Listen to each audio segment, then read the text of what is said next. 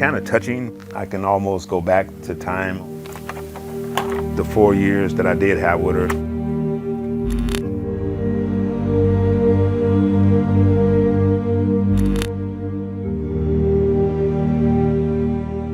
The best part was letting her fall asleep on my chest and then just looking at her. And Nikki.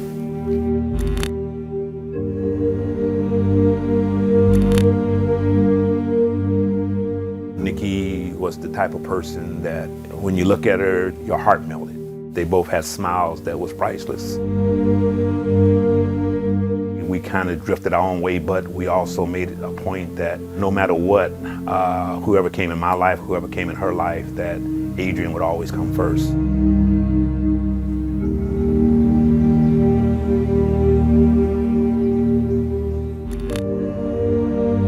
Can you take me back to the days beforehand? Was anything off? No, everything was typical, a typical visitation day. The only thing that was different, Nikki had went to her window a few times. It kind of gave me the impression that she was expecting somebody.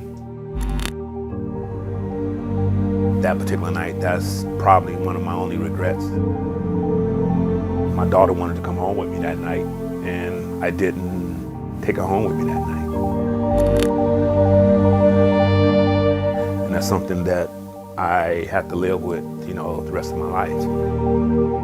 The thing that I remember more than anything was the fact that her looking out that window and waving at me goodbye. And I never would have thought that that would have been bye forever. It was about, 8:39 when I went by the house that Thursday night.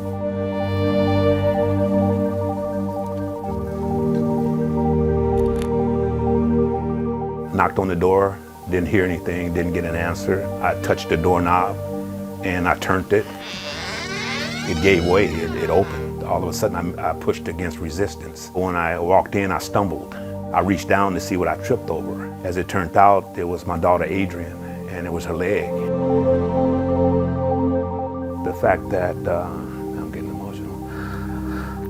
When I reached down and grabbed it, it was like solid lead, brick. And I heard Marcus in a playpen crying.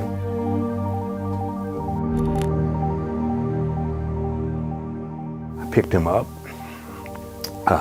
grabbed him, ran next door, and gave him Marcus and said, hey, you need to call 911, something happened over here. Something's wrong. What's wrong? My husband is over there with him, trying to find out what's going on, if they can revive him or what, I don't know. And so I'm looking over at her mom and saying, what happened, what happened, what happened? And I'm hoping that this is a dream. And it's a nightmare that somebody pinch me and wake me up.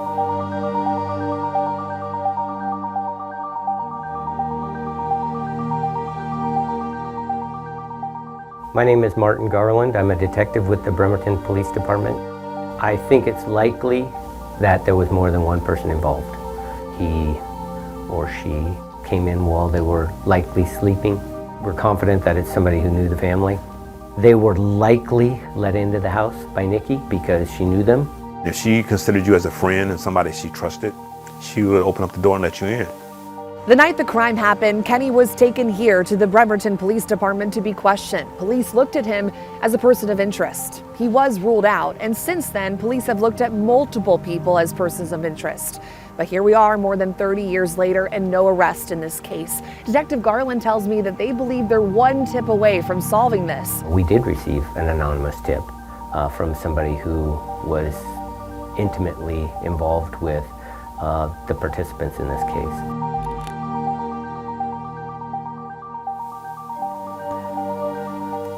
And that's her being sweet and innocent. I miss my daughter more than life itself. And one day, according to my Bible, I plan on seeing them again. Does that bring you comfort? Yeah, it does. I can't change evil. I can't change what happened. And I can't keep living in the past to allow it to stop me from being me. What I do see, Adrian and Nikki's story is being told. That's what I care about.